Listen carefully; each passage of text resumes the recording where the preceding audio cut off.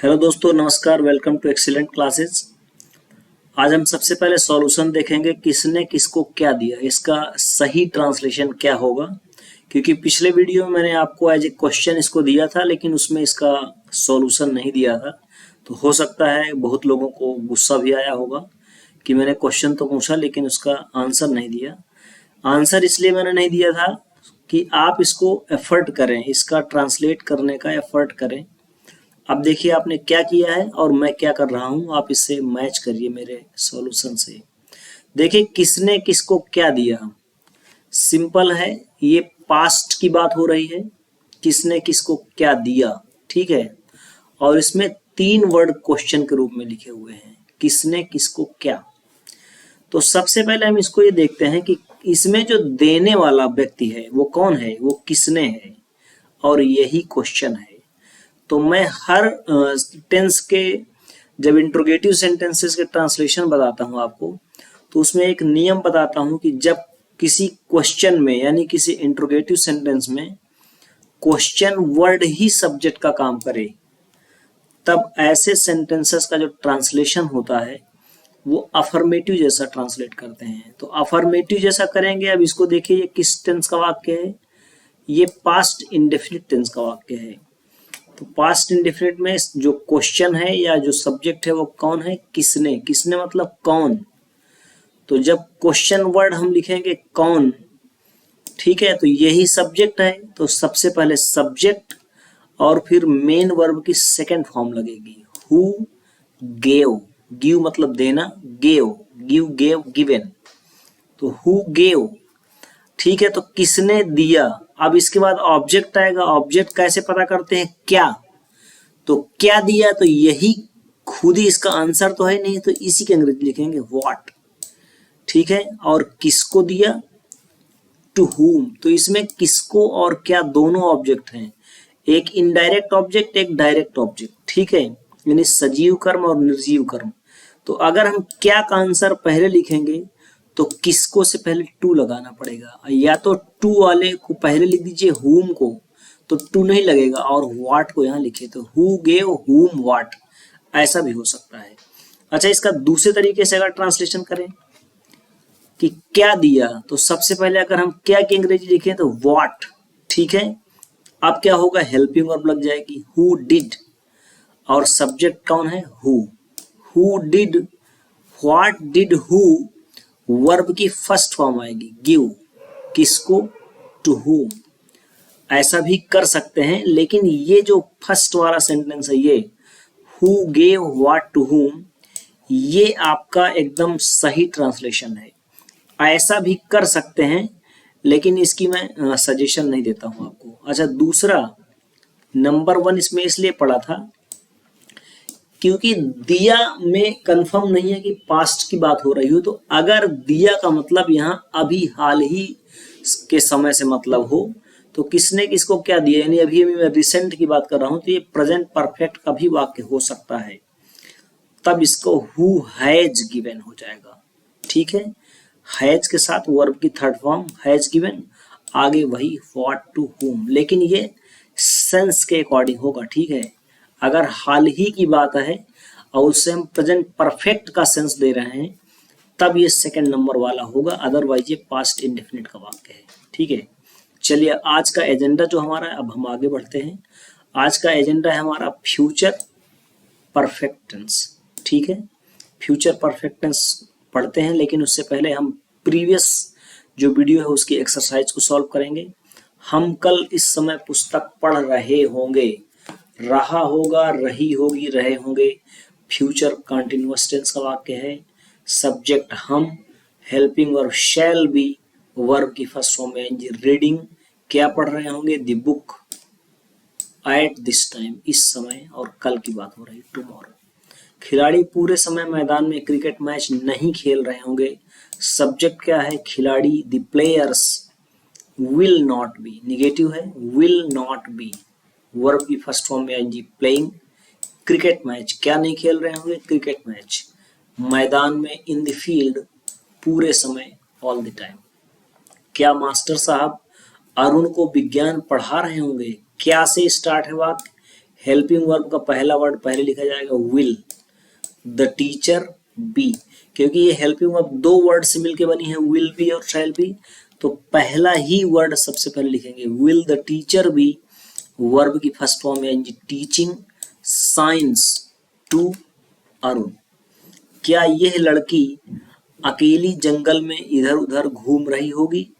क्या से स्टार्ट है, वही विल दिस गर्ल सब्जेक्ट है, और be will this girl be, घूमना यानी भटकना, वैंडरिंग अकेले एलोन, इधर उधर की अंग्रेजी होती है हेयर एंड देयर, जंगल में इन द फॉरेस्ट।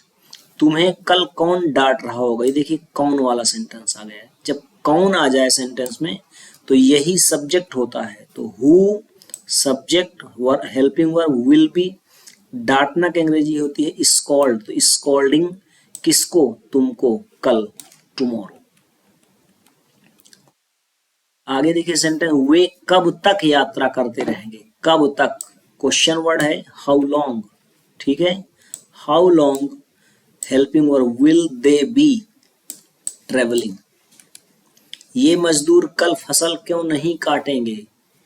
क्यों नहीं, इंट्रोगेटिव भी है, निगेटिव भी। सबसे पहले क्वेश्चन वर्ड लिखिए व्हाई, विल ये मजदूर, दीज लेबरर्स, नॉट लग जाएगा सब्जेक्ट के बाद, काटना की अंग्रेजी होती है हार्वेस्ट। देखिए फ्यूचर इंडेफिनिट है, इसमें आईएनजी नहीं लगेगा, हार्वेस्ट द क्रॉप। अच्छा, जनरली लोग बोलते हैं लेबर, ठीक है, लेकिन लेबरर्स होता है सही वर्ड। लेबर माने होता है परिश्रम, और लेबरर्स मतलब होता है परिश्रमी यानी मजदूर। मैं अपने पिताजी को पत्र कब लिख रही होंगी? कब, क्वेश्चन वर्ड है कब, सबसे पहले question word when, shall I be, verb की फर्स्ट फॉर्म में एनजी, राइटिंग अ लेटर अपने पिताजी को, टू माय फादर। हम परसों इस समय क्या कर रहे होंगे? क्या क्वेश्चन वर्ड बीच में आया है, सबसे पहले इसकी अंग्रेजी लिखेंगे व्हाट शैल वी बी, करना की अंग्रेजी डू, डूइंग हो जाएगा, इस समय एट दिस टाइम, परसों की अंग्रेजी लिखी हुई है द डे आफ्टर टुमारो। मम्मा ने मेरे यहाँ से चले जाने के बाद पापा से झगड़ा क्यों किया था? सबसे पहले पहचानिए सेंटेंस किस टेंस का है, किया था। दो कार्य हैं, एक तो मेरे यहाँ से चले जाने का, दूसरा है मम्मा के पापा से झगड़ा करने का, ठीक है। पास्ट परफेक्ट टेंस का वाक्य है क्योंकि दोनों घटनाएं बीते समय में हुई हैं। तो सबसे पहले जो लास्ट वाला सेंटेंस होता है इसका ट्रांसलेशन करते हैं, और यही क्वेश्चन है, इंट्रोगेटिव है। तो व्हाई, क्योंकि ये काम बाद में हुआ तो पास्ट इंडेफिनिट में होगा, तो हेल्पिंग वर्ब डिड मम्मा क्वेरल विथ पापा, मम्मा ने पापा से झगड़ा क्यों किया था। ये मम्मा मतलब माँ, मदर का ही एक अलग वर्ड है। आफ्टर से जोड़ेंगे कंजंक्शन। दूसरा काम है मेरे यहाँ से चले जाने का, तो आई सब्जेक्ट हुआ, हेल्पिंग वर्ब हैड, वर्ब की थर्ड फॉर्म गॉन अवे, चले जाना मतलब गो अवे होता है, तो गॉन अवे यहाँ से, फ्रॉम हियर। एक सेंटेंस था किसने किसको क्या दिया, उसको मैंने सबसे पहले आपको वीडियो के स्टार्टिंग में ही बता दिया है। तो अब हम आगे बढ़ेंगे। आज का जो टेंस है फ्यूचर परफेक्ट टेंस जानेंगे। सबसे पहले क्या है हेल्पिंग वर्ब, इसमें शैल हैव और विल हैव, ये दो हेल्पिंग वर्ब हैं। हिंदी वाक्यों की पहचान कैसे करेंगे, देखिए वाक्यों के अंत में चुका होगी, चुकी होगी, चुके होंगे, ये आदि शब्द आएंगे, यानी कार्य के भविष्य में पूरा हो जाने के बारे में पता चले। यानी चुका होगा मतलब फ्यूचर टेंस में कार्य पूरा हो जाएगा।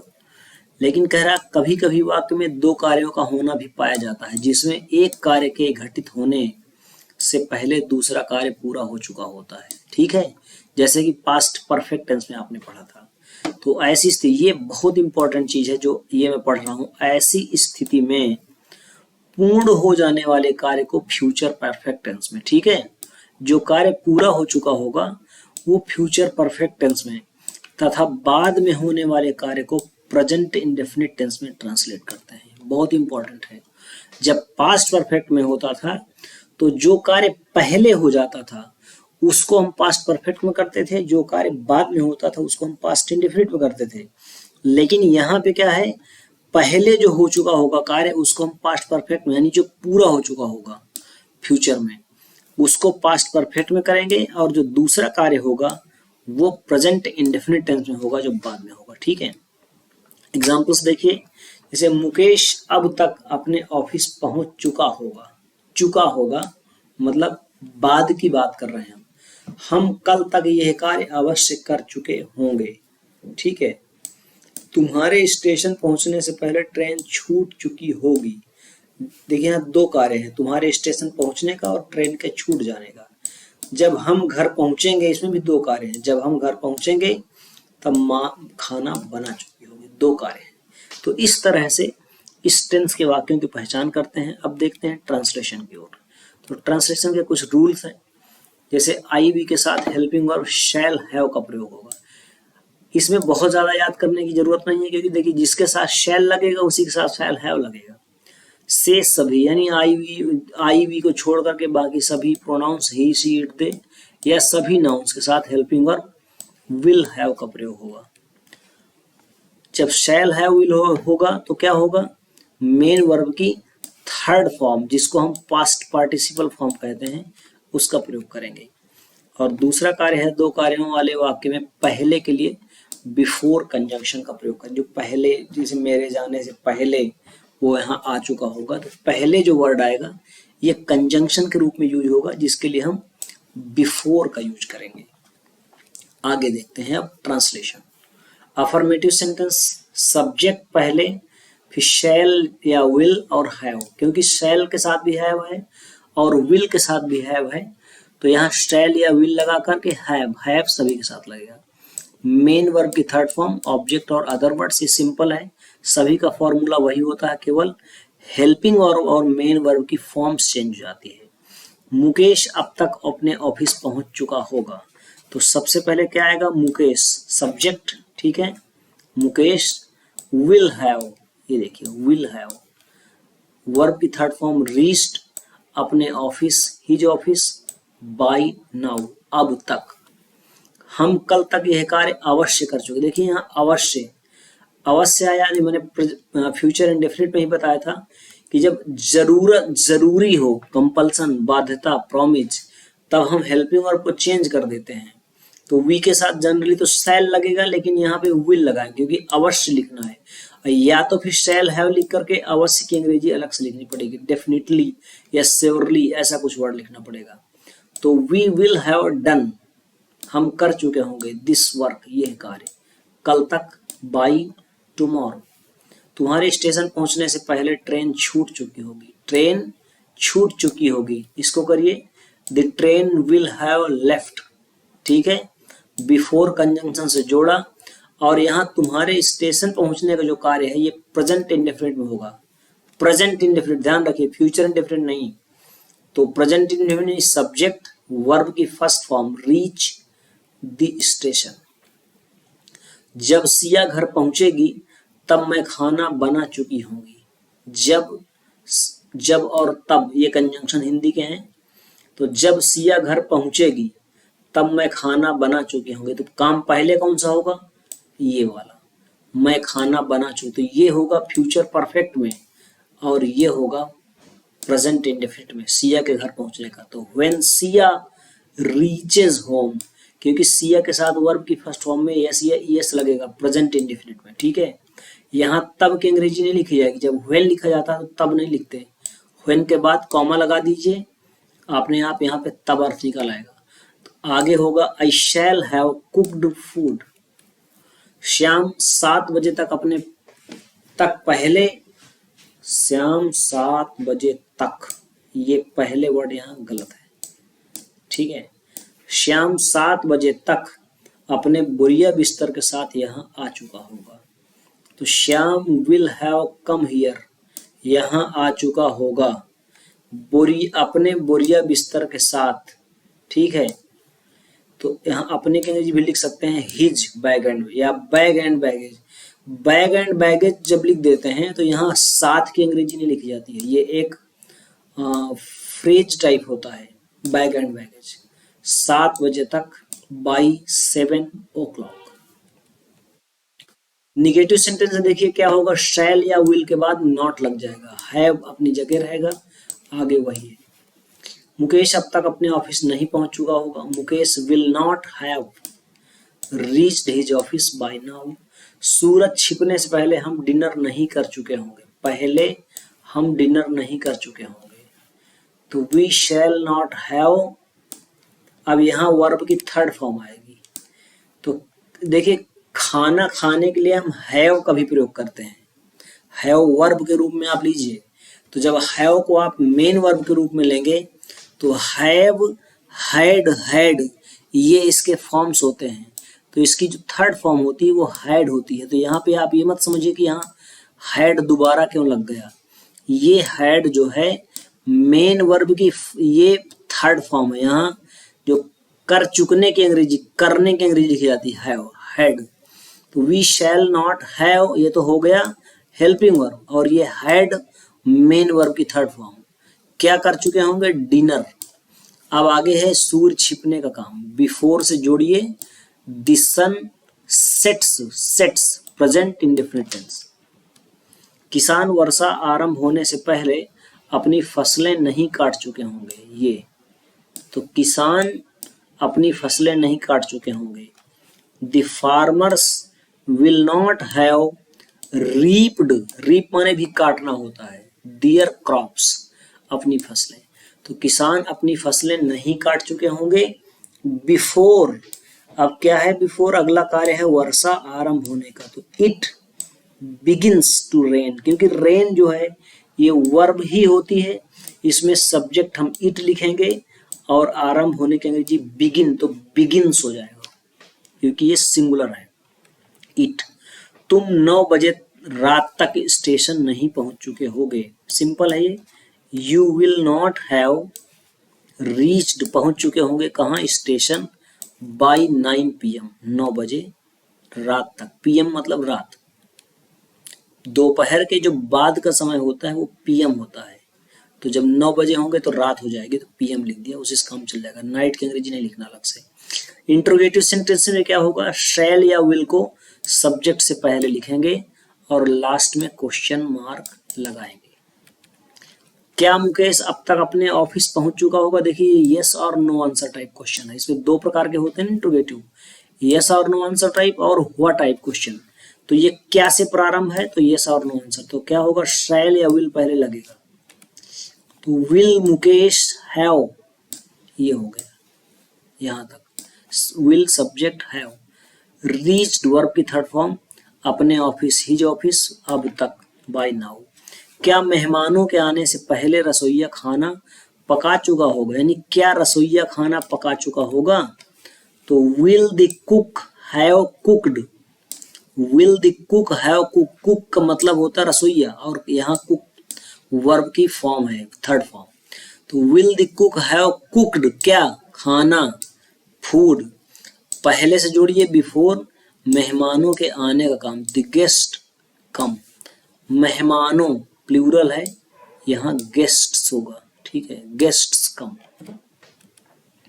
परीक्षा प्रारंभ होने से पहले तुम कितना कार्य पूरा कर चुके हो, अब यहाँ पे कितना ये बीच में आ गया, यानी हुआ टाइप का क्वेश्चन है, तो कितना के साथ हुआ नाउन है कार्य, इन दोनों की अंग्रेजी एक साथ लिखेंगे, हाउ मच वर्क, ठीक है।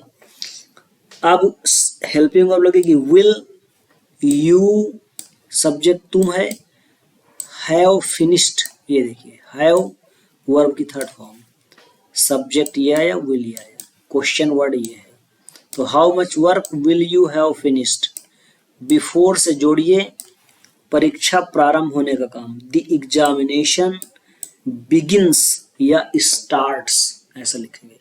फ्यूचर ये प्रेजेंट इंडेफिनिट में, चांद दिखने से पहले हम सारी तैयारियां क्यों नहीं कर चुके होंगे, इंट्रोगेटिव सेंटेंस है और निगेटिव भी है, why shall we not, subject के बाद नॉट लग गया, why shall we not have done all the preparations, सारी तैयारियां, बिफोर पहले, किससे, चांद के दिखाई देने का कार्य होगा, the moon appears present indefinite. अध्यापक के कक्षा में प्रवेश करने से पहले ब्लैक बोर्ड कौन साफ कर चुका होगा? यहाँ पे कौन क्वेश्चन वर्ड और यही क्या है? सब्जेक्ट है।